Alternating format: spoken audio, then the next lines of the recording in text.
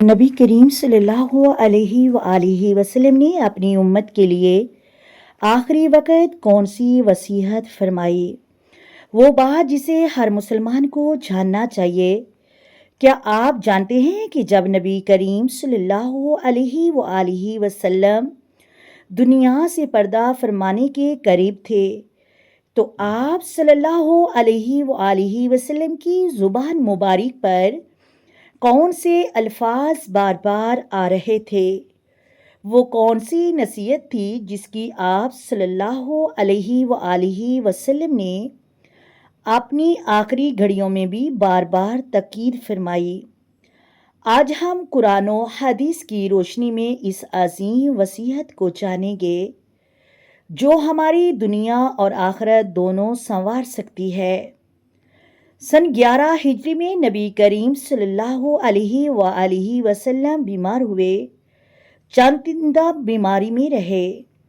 اس دوران بھی آپ صلی اللہ علیہ وآلہ وسلم نماز کی فکر کرتے، صحابہ کرام کو نماز کی وصیت کرتے اور اپنی امت کے لیے خیر خواہی کی دعا کرتے۔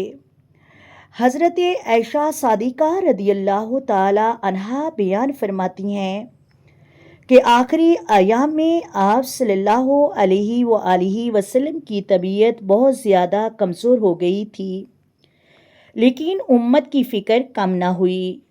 حضرت علی رضی اللہ تعالی عنہ سے روایت ہے کہ نبی کریم صلی اللہ علیہ وآلہ وسلم کے آخری کلمات میں یہ نصیحت بھی شامل تھی: نماز نماز جو تمہارے زیر اختیار ہے، ان کے بارے میں اللہ سے ڈرتے رہو۔ یعنی آخری لمحات میں بھی آپ صلی اللہ علیہ وآلہ وسلم نے سب سے زیادہ نماز اور بندوں کے حقوق کی طرف توجہ دلائی۔ نماز اسلام کا اہم ستون ہے، یہی وہ عبادت ہے جس کا حساب قیامت کے دن سب سے پہلے لیا جائے گا۔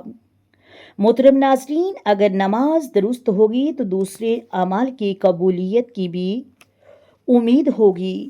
نبی کریم صلی اللہ علیہ وآلہ وسلم نے صرف عبادت کی تعلیم نہیں دلائی بلکہ غلاموں، خادموں اور کمزور لوگوں کے ساتھ حسن سلوک کی بھی بار بار تاکید فرمائی۔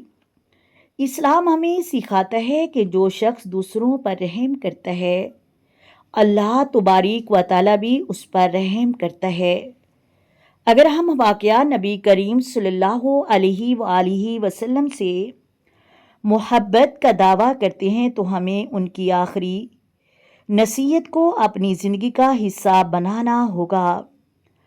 میری پیاری اسلامی بہنوں، نماز کی پابندی کریں، والدین، اہل خانہ اور اپنے ماتحت لوگوں کے حقوق ادا کریں اور سنت نبوی صلی اللہ علیہ وآلہ وسلم پر عمل کریں۔ اللہ تبارک و تعالی ہمیں نبی کریم صلی اللہ علیہ وآلہ وسلم کی آخری وصیت پر عمل کرنے کی توفیق عطا فرمائے، ہماری نمازوں کی حفاظت عطا فرمائے، ہمیں دنیا اور آخرت میں کامیابیاں عطا فرمائے۔